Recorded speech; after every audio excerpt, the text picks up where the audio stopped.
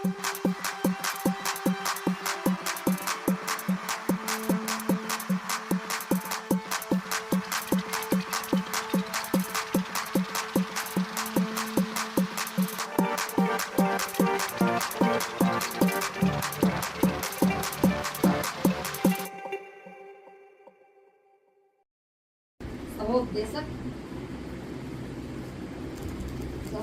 की पुस्तक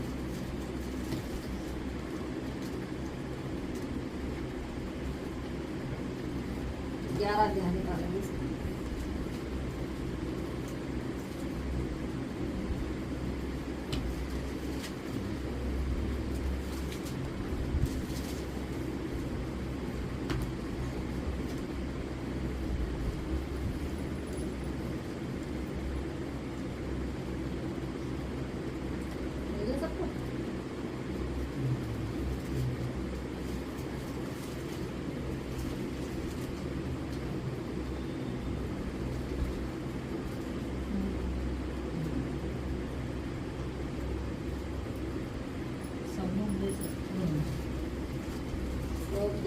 उसका 9 पद निकालिए। 11 अध्याय का 9 पद पढ़ो। हे जवान, अपनी जवानी में आनंद कर और अपनी जवानी के दिनों में मगन रह, अपनी मनमानी कर और अपनी आंखों की दृष्टि के अनुसार चल। परंतु यह जानकर रख कि इन सब बातों के विषय में परमेश्वर तेरा न्याय करेगा। धन्यवाद धन्यवाद हमारे सर्वशक्तिमान जी के परमेश्वर। धन्यवाद करते मेरे पिता सुंदर समय के लिए जो आपने दिया। धन्यवाद करते हैं आपने अपने वचन में बोलने के तैयार किया प्रभु। धन्यवाद देती मेरे पिता आपसे प्रार्थना करती जो आपके वचन को प्रभु जी अभी पढ़ा मेरे पिता जवानों के विषय में जो आपने दिया है मेरे प्रभु जी, आपसे प्रार्थना करती हूँ मेरे पिता ये वचन हम सबके हृदय पे लिख जाए प्रभु जी। प्रार्थना करते हैं प्रभु जी अपने आप को आपके हाथों में सौंपती अपनी सामर्थ्य भरे, अपने प्रभावशाली वचन मेरे मन मुख में डाले मेरे प्रभु जी, ताकि तेरे वचन से प्रभु जी मैं इनको सबको समझा सकूं और सिखा सकूं प्रभु, ताकि हम सब प्रभु तेरे वचनों पर चले, तेरी महिमा करें। सब कुछ प्रभु हम आपके हाथों में सौंपते हैं। आपका पवित्र आत्मा मेरे साथ मदद की प्रभु जी। आदर महिमा आपको देती हूँ, प्रार्थना को यीशु प्रभु के नाम मांगती हूँ, आमीन। क्या पढ़ा कि है जवान, अपनी जवानी के दिनों में अपने सृजनहार को स्मरण रख, इससे पहले कि वो दिन क्या है पढ़ो। हे जवान, अपनी जवानी के आनंद कर, आपकी जवानी के दिनों में आनंद कर और अपनी जवानी के दिनों में मगन रह, अपनी मनमानी कर और अपनी आंखों की दृष्टि के अनुसार चल। परंतु यह जानकर रख कि इन सब बातों के विषय में परमेश्वर तेरा न्याय करेगा। यानी कि आज हम देख रहे हैं युवा जवान क्या हो रहे हैं, अपनी जवानी के दिनों में क्या हो रहे हैं, मस्त हो रहे हैं। यानी कि यहाँ तक भी जो युवा जवानों की शादी हो गई ना, शादीशुदा भी अपनी पत्नियों को लेके इधर उधर घूम रहे हैं, सारे में घूम रहे हैं, मजे कर रहे हैं, होटल में अच्छा सा खाना खा रहे हैं, एंजॉय कर रहे हैं। क्यों? चलो वो तो शादीशुदा है, लेकिन एक जिम्मेदारी भी उनकी होती है कि वो जो उनके घर में बूढ़े माँ बाप हैं उनकी भी वो चिंता करें। और यहाँ पर वचन में हम सीखें कि युवा जवानों के लिए लिखा है कि है जवान, अपनी जवानी के दिनों में क्या कर, मगन रहे, यानी कि अपनी मनमानी कर। और आज क्या कर रहे हैं लोग, मनमानी कर रहे हैं, और प्रभु का वचन सुनने के बाद भी वो अपनी मनमानी कर रहे हैं। वचन उनके लिए वो यहीं तक सीमित है। आ रहे हैं अच्छी बात है, आओ, लेकिन हाँ जब आ रहे हो तो सीख कर कुछ जाओ। जब हम कहीं अच्छी जगह जाते हैं तो हम क्या है, कुछ अच्छी बातों को सीखते हैं या बुरी बातें सीख कर आते हैं। यानी कि जो बुरी चीजें हैं, बुरी बातें हैं, उनको छोड़ दो, और जहाँ तुम्हें अच्छी शिक्षा मिल रही है उनको पकड़ लो। लेकिन आज के युवा जवान क्या कर रहे हैं, वो जो अच्छी शिक्षा मिल रही है उनको छोड़ रहे हैं, और जो बुरी शिक्षा है उनको पकड़ रहे हैं। अभी मैं बहुत ऐसे युवा जवानों की वीडियो देख रही हूँ कि क्या कर रहे हैं कि वचन तो सुन रहे हैं, लेकिन सुन के घर जाते क्या कर रहे हैं, अपने स्टेटस लगा दिया। क्या लगा दिया भाई, हम बहुत अच्छा डांस कर रहे हैं, हम बहुत अच्छी क्या हम अपने उसमें डाले हैं, बहुत अच्छे कमेंट्स आ रहे हैं, बहुत अच्छी हमारे लिए ये चीज़ हो रही है, लोग हमें पसंद कर रहे हैं, हमारा डांस पसंद कर रहे हैं। क्या ये परमेश्वर कहता है कि परमेश्वर को प्रसन्न करने वाले काम करो? इन चीजों से हम किसको प्रसन्न कर रहे हैं? हम शैतान को प्रसन्न कर रहे हैं। शैतान क्या है? जब युवा जवान ऐसा काम करते हैं ना तो वो इन्हीं चीजों से खुश होता है, तो वो और उनके अंदर ये चीजें डालता है और ऐसी इच्छाएं डालता है कि तुम और करो। क्यों? क्योंकि शैतान कभी किसी का भला नहीं चाहता। शैतान हमेशा चाहता है कि ये मन वचन को सुनकर ये मन न फिरा ले। उन्होंने अपना मार्ग कहाँ वो कर रखा है कि विनाश के लिए उन्होंने तैयार कर रखा है। और यहाँ साफ लिखा है कि इससे पहले वो दिन तेरे सम्मुख आए।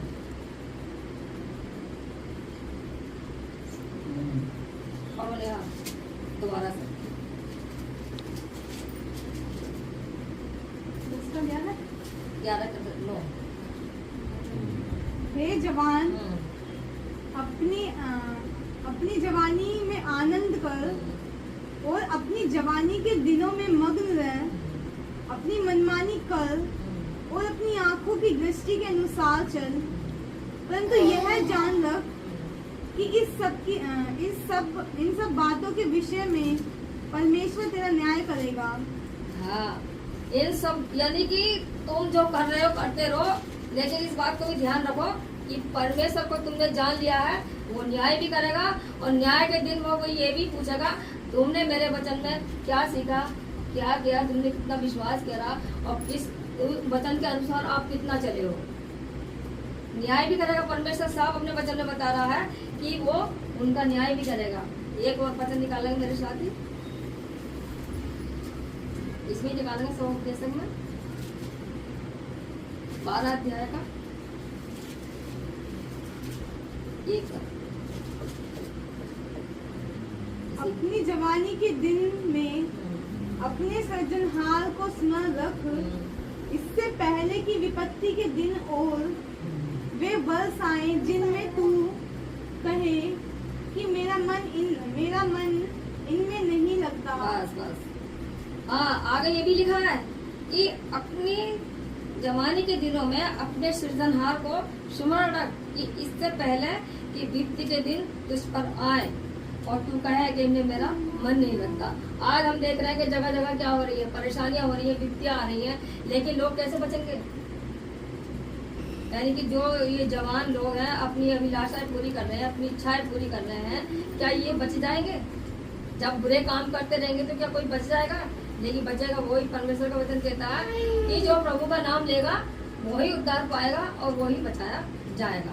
इसीलिए हम इन वचनों को ध्यान करें और अगर हमने प्रभु पे विश्वास किया है तो हम इन वचनों को दोबारा पढ़ें और सीखें और प्रार्थना करें कि प्रभु हम तेरे बच्चे हैं, हमने तुझे विश्वास किया है, तू हमें सिखा कि हम किस तरीके से तेरे वचनों पर चलें, हम किस तरीके से प्रभु जी तुझे स्मरण रखें।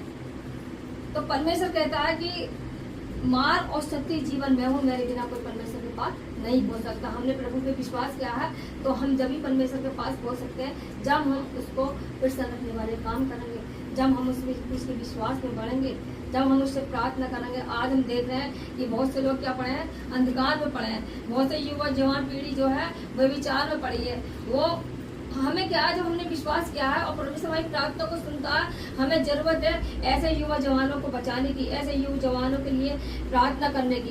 क्या कोई है ऐसा जो जवान के लिए प्रार्थना करता हो? हमने प्रभु पे विश्वास कर लिया है और हमारा फर्ज क्या बनता है कि हम ऐसे लोगों के लिए प्रार्थना करेंगे। प्रभु तू इन्हें गलत कामों से, तू इन्हें विचार की गंदगी से तू क्या कर बचा। ये युवा जवान पीढ़ी तो है जो आगे जाके जो इनके बच्चे होंगे वो क्या करें अपने अच्छे मार्ग पर चल सकें। आज मैं ये भी देख रही हूँ कि कुछ माता पिता भी हैं कि अपने बच्चों पे ध्यान नहीं दे रहे हैं। अपने बच्चों पर ध्यान भी देना बहुत जरूरी है। देख हमारे बच्चे कहीं भटक ना जाए, हमारे बच्चे कहीं क्या करें गलत रास्तों पर ना चल पड़े। ये किसका काम है? एक माँ का कर्तव्य होता है कि अगर उसके घर में जवान बच्चियां हैं तो उन्हें सही मार्ग दिखाए, उन्हें सही मार्ग पर सही रास्ते पर लेकर चले। क्योंकि पिता तो बाहर चला जाता है काम करने के लिए, लेकिन माँ क्या है उनके साथ रहती है और माँ को ये सारी चीजें देखनी चाहिए कि मेरे बच्चे कहाँ जा रही है और उस पर नजर रखनी चाहिए। लेकिन आज देख रहे हैं कि ना तो माँ को पता है कि बच्चे कहाँ जा रहे हैं और ना क्या करें बच्चों को पता है कि हम क्या कर रहे हैं। यानी कि परमेश्वर का वचन साफ कहता है माता पिता के क्या बनो, आज्ञाकारी बनो। हम जब प्रभु के प्रति आज्ञाकारी नहीं है तो माता पिता के आज्ञाकारी क्या बनेंगे हम? एक वचन और निकाल के साथ में भजन संहिता 119 का 9।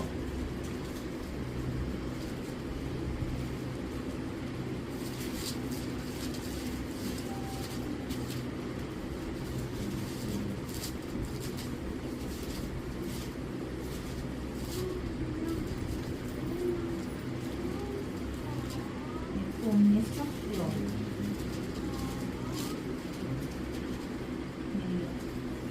जवान अपनी चाल को किस उपाय से शुद्ध करे, तेरे वचन के अनुसार सावधान रहने से मैं पूरे मन से तेरी खोज में लगा हूँ।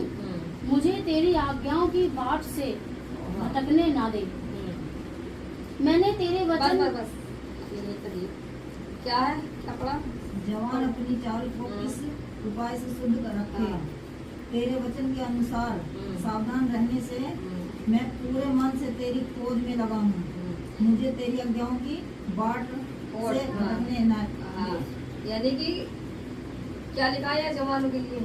ये है जवान तो अपनी चाल को किस उपाय से शुद्ध रखे। यानी कि परमेश्वर का हमने वचन तो सुन लिया है, लेकिन हम अपनी चाल चलन को शुद्ध नहीं कर पा रहे हैं। कैसे नहीं कर पा रहे हैं? क्योंकि हम वचन पढ़ ही नहीं रहे। जब हम वचन पढ़ेंगे सीखेंगे तभी तो हम अपने आप को वचन के अनुसार चलाएंगे। और परमेश्वर कह रहा है कि शुद्ध रखो। यानी कि हम अपने परमेश्वर का वचन कहता है कि मैं पवित्र हूँ तो तुम भी पवित्र बनो। क्या हम कह सकते हैं कि हम परमेश्वर के वचनों पर चल रहे हैं? क्या हम कह सकते हैं कि हम पवित्र हैं? नहीं कह सकते। क्यों? क्योंकि हम अपने वो चीजें नहीं दिखा रहे हैं परमेश्वर को। परमेश्वर क्या कहता है कि यहोवा की दृष्टि मनुष्य के ऊपर लगी रहती है और वो रात दिन हमें क्या करता है? निहारता है। वो ये भी देख रहा है कि हम यहाँ वचन सुन रहे हैं और वो ये भी देख रहा है कि हम वचन के विरोध में काम कर रहे हैं। वचन के विरोध में काम कौन करता है? शैतान काम करता है। क्या हम शैतान की संतान है या प्रभु यीशु मसीह की परमेश्वर की संतान है?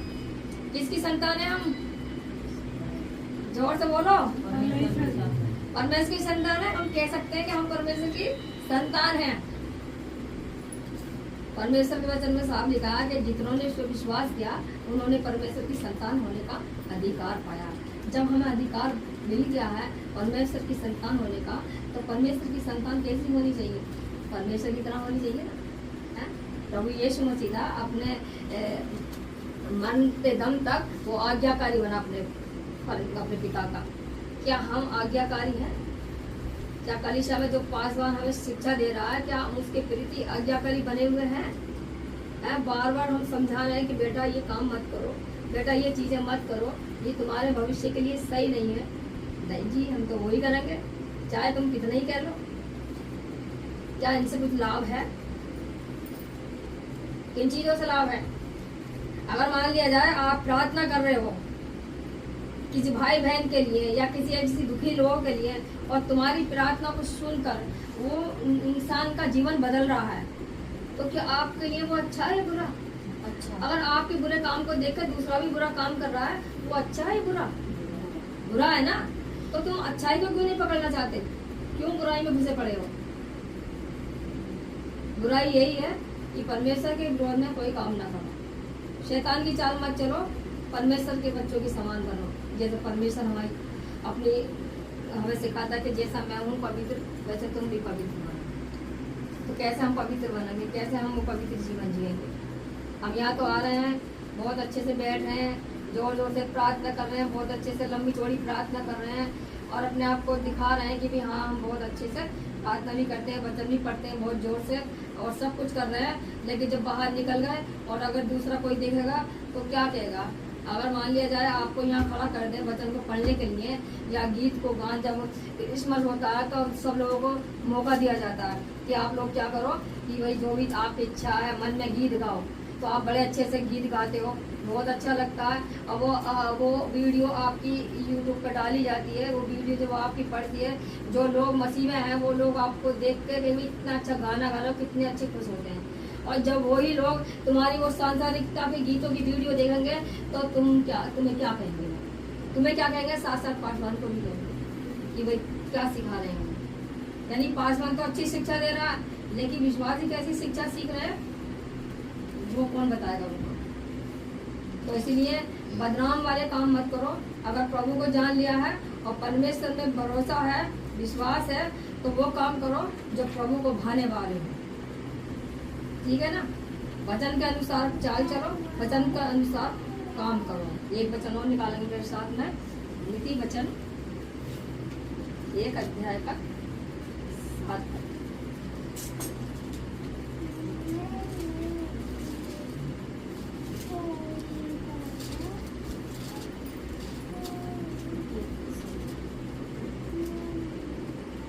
यहोवा का भय मानना बुद्धि का मूल्य है। हाँ। बुद्धि और शिक्षा को मूढ़ ही लोग तुच्छ जानते हैं।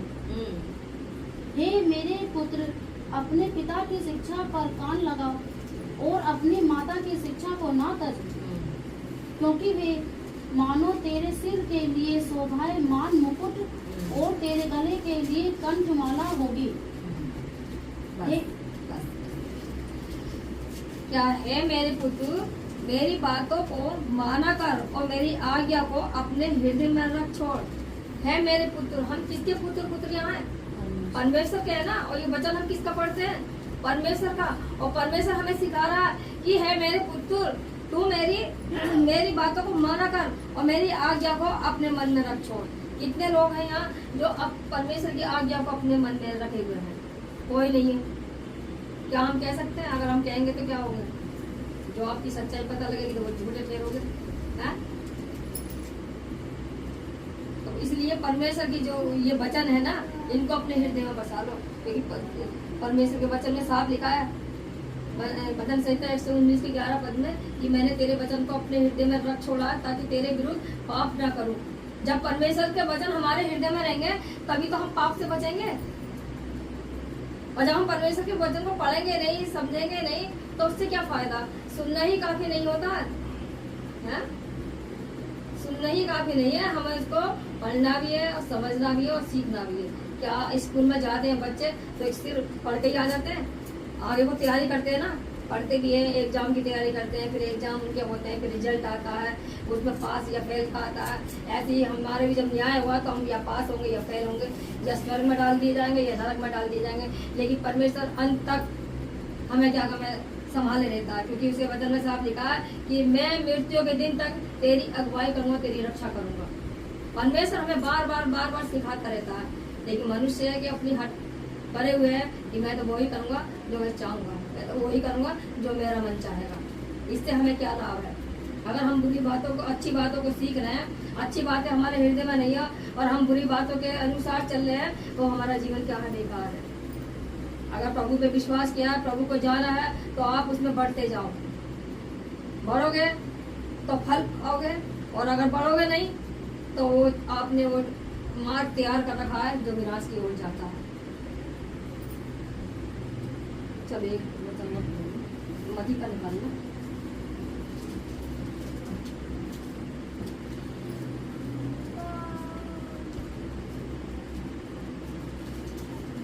कितना मती का ऑर्डर 8। हाँ, मती ऑर्डर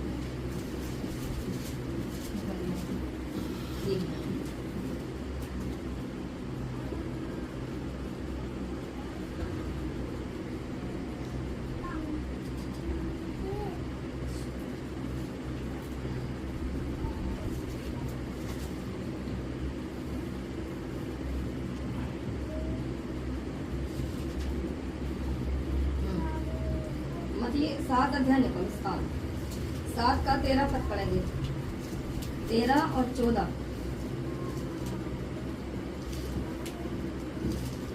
सचेत फाटक से प्रवेश करो, हाँ।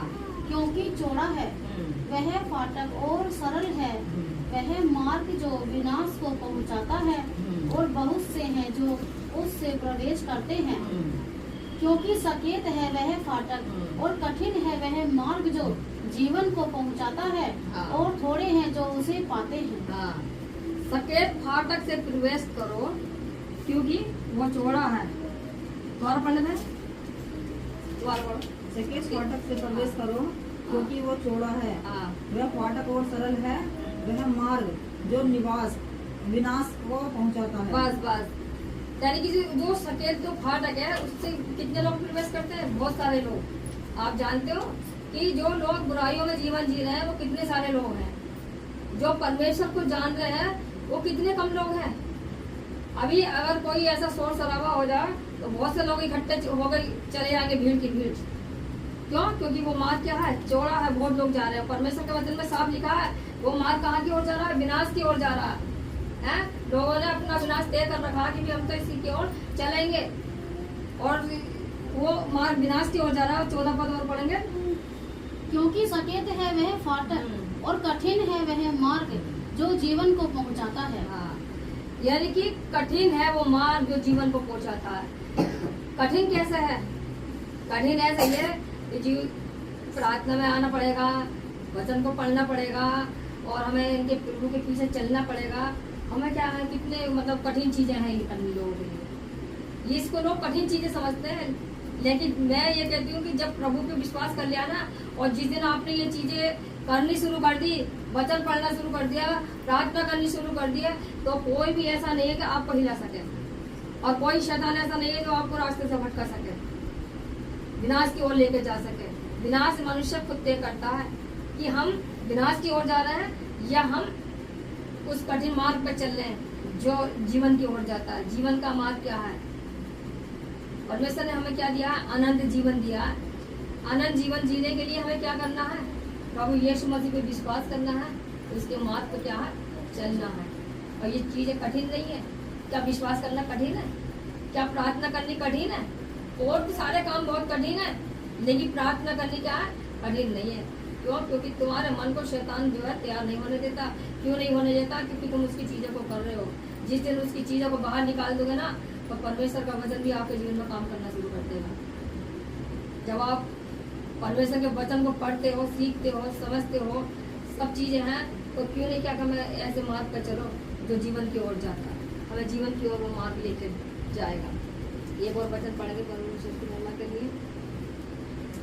नीति वचन पढ़ेंगे 6 अध्याय का 23 पद।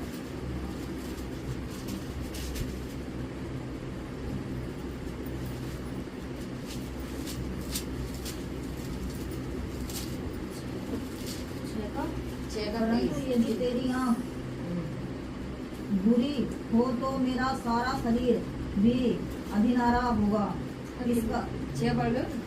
आज्ञा तो दीपक है। हाँ, 6 का 23 पढ़ो। आज्ञा तो दीपक है, वो शिक्षा ज्योति और सिखाने वाले की डांट जीवन का मार्ग है। हाँ, आज्ञा क्या है? आज्ञा क्या है? दीपक है, और सिखाने वाले की डांट क्या है? जीवन का मार्ग है। हाँ? यानी कि आपको आज्ञा दे रहे हैं, परमेश्वर का वचन आज्ञा दे रहा है, सही मार्ग पर चलो। और हम क्या कर रहे हैं? उस डांट को हम समझ नहीं पा रहे हैं। क्यों डांटा जा रहा है? इसीलिए ना कि सही मार्ग पे चलो, है ना।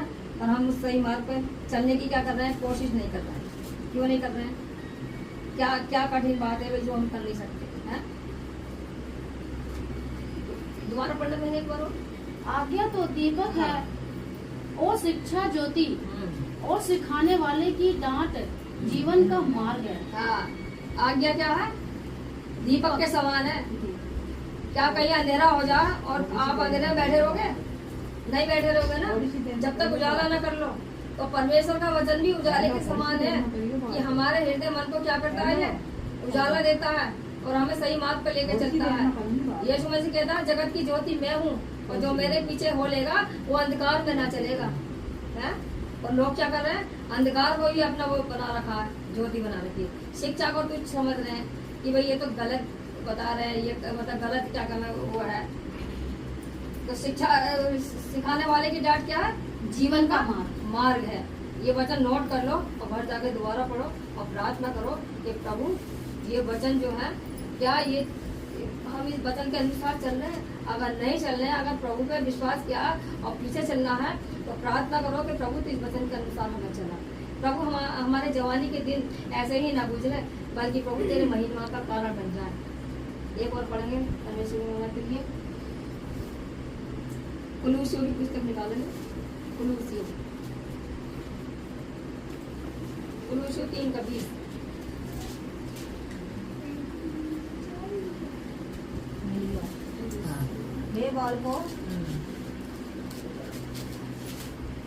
हे बालकों, सब बातों में अपने अपने माता पिता की आज्ञा का पालन करो, क्योंकि प्रभु इस बात से प्रसन्न होता है। यानी कि बालकों को क्या कहा जा रहा है, छोटे हो या बड़े हो, सबको ही कहा जा रहा है कि है बालकों अपनी अपनी क्या लिखा? माता पिता। हाँ, माता पिता का आदर करो, हाँ, और अपने माता की आज्ञा का पालन करो, क्योंकि प्रभु इससे प्रसन्न होता है। कितने लोग हैं जो अपने माता पिता का आदर करते हैं, उनकी आज्ञा को मानते हैं? आजकल मैं देखती हूँ कि बच्चे क्या है, ज्यादा करके आप इसमें घुसे हुए, मोबाइल में घुसे हुए, उन्हें पता ही नहीं है, उन्हें तो बाद मोबाइल चलाने से मतलब है ना। और मोबाइल क्या है, ये भी एक शैतान का वो है, घड़ी समझ लो, क्योंकि इनमें क्या है, लोग अच्छी बातें कम, बुरी बातें ज्यादा सीखते हैं। ये मोबाइल कोई बुरी चीज नहीं है, अच्छी चीज है, क्योंकि इससे हमारे बहुत काम बनते हैं, इससे हम एक दूसरे से संपर्क रखते हैं, बात करते हैं, लोगों को अपने दूसरों का हाल चाल पूछते हैं, लेकिन ज्यादा घुसना अच्छी बात नहीं है। युवा जवान जो है आजकल कहाँ है, मोबाइल में ज्यादा ध्यान दे रहे हैं, और उसमें लिखा है कि है मेरे पुत्र मेरी आज्ञा को माने कर अपनी माता की शिक्षा को न कर। है माँ भी कह रही है अरे बेटा मोबाइल मत चलाओ, अरे बेटी मोबाइल मत चला, लेकिन क्या कर रहा है, नहीं भाई हमारा तो बहुत जी लग रहा, मन लग रहा, हम तो इसको चलाए जाएंगे, इसको चलाए जाएंगे। दुनिया ऐसी कैसी मजा है, लेकिन हम तो मोबाइल से ही मन लगाए रहेंगे। और एक और पढ़ दो 4 का, इसमें क्रूस में 4 का 5 चाहिए। अवसर को बहुमूल्य समझकर बाहर वालों के साथ बुद्धिमानी से व्यवहार करो। तुम्हारा वचन सदा अनुग्रह सहित और सलोना हो कि तुम्हें हर मनुष्य को उचित रीति से उत्तर देना आ जाए। बस, अगर अभी आपसे पूछने लगे कोई, आपकी जो तुमने वीडियो डाली बड़े अच्छे से गाना करके डांस करके, और आपको चर्च में से निकलते देख ले, तो कोई क्या कहेगा कि भाई क्या कहेगा, वो तुम्हारे भले काम होंगे या बुरे काम होंगे, क्या कहेगा कोई है कि तुम इतनी अच्छी जगह से आ रहे हो और तुम ऐसे काम करके ये चीजें कर रहे हो, क्या है। और परमेश्वर का वचन कहता है अवसर को क्या समझो, बहुमूल्य समझो। ये क्या है, ये समय है, ये दिन बुरे चल रहे हैं, और ये परमेश्वर ने हमें अवसर दिया है, ये परमेश्वर ने हमें वचन दिया है कि हम इसके द्वारा क्या करें, अपने जीवन को बदल लें। जिसने इसके द्वारा जीवन बदल लिया उसका जीवन सफल है, अब वो उसका मार्ग कहाँ की ओर जा रहा है, जीवन की ओर जा रहा है। और विनाश की ओर कौन सा मार्ग जा रहा है, वो मार्ग जा रहा है कि जो वचन को पढ़ लेते हैं और पढ़कर छोड़ देते हैं, उसके अनुसार नहीं, शैतान के अनुसार काम करता है। तो परमेश्वर इस वचन पर आशीष दे, आप सबको भी आशीष दे। आप ध्यान रखो और